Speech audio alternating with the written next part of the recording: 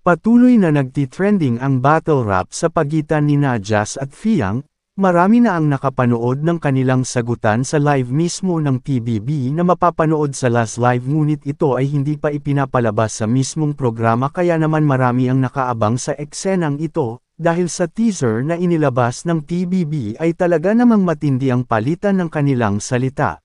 Hanggang saan nga kaya aabot ang masasakit na salitang kanilang nabitawan sa isa't isa? Paano nga kaya haharapin ng dalawa ang kanilang muling pagkikita gayong hanggang sa ngayon ay magkahiwalay pa din ang teens at adults? Samantala isang statement naman ang inilabas ng team ni Jordan patungkol sa mga kumakalat na litrato na Demonoy bago pumasok ang mga housemates ay magkakakilala na daw ito, kaya naman narito ang statement.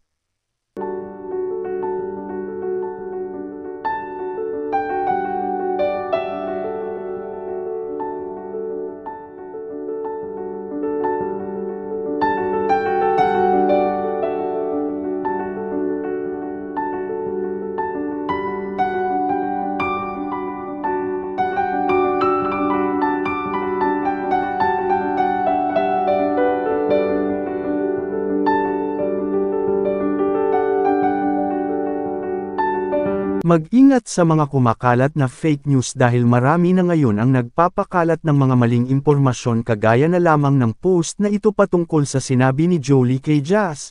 Narito at basahin natin.